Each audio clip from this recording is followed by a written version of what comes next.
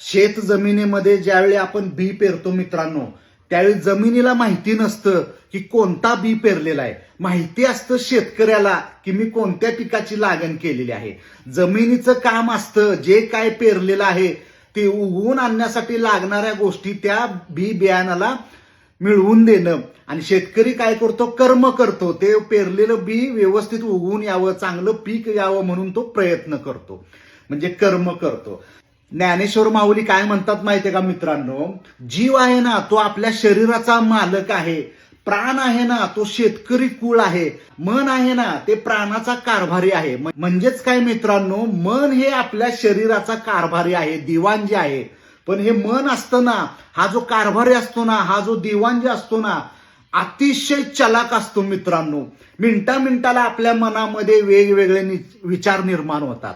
शेतकरी ज्यावेळी एकदा का बियाणाची निवड करतो आणि बी ज्यावेळी जमिनीमध्ये पेरतो, त्यावेळी शेतकरी फक्त त्या जे पेरलेलं बी आहे ते उगवून कसं येईल याच्यासाठी कर्म करतो.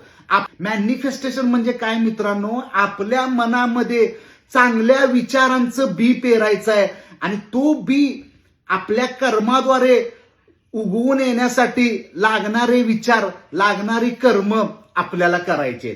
मनामध्ये विचारांचं बी पेरणं म्हणजे काय, आपण 1 जानेवारीला आपलं ध्येय ठरवलं ना, ते ध्येय म्हणजे आपलं बी आहे, मनामध्ये पेरलेलं बी आहे. आता काय करायचं आहे, आपल्या मनामध्ये आपलं ध्येय प्राप्त करण्यासाठीचेच विचार फक्त निर्माण झाले पाहिजेत.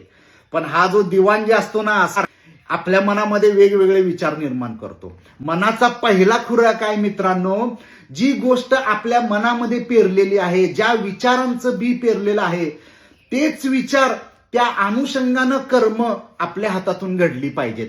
तर ही सवय आपल्याला लावणं खूप गरजेचं आहे मित्रांनो. आपल्या ध्येयासंदर्भामध्ये विचार करणं, पण हे काय इतकं सोपं नसतं.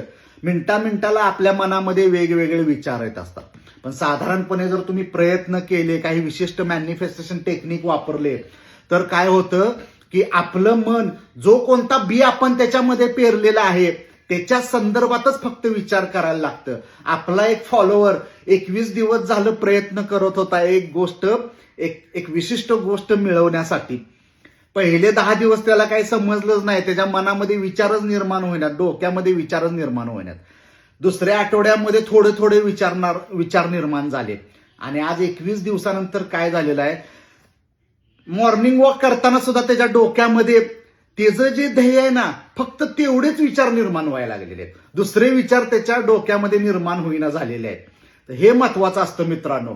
म्हणून ज्ञानेश्वर माऊली अध्याय क्रमांक 13 मध्ये काय म्हणताय, आपल्या मनामध्ये आपण जर गांजा पेरला, वाईट विचारांचं बी पेरलं, तर त्यातून जे आपण कर्म करणार आहे आणि जे पीक उगवणार आहे ना, त्यातून आपला सत्यानाश होणार आहे.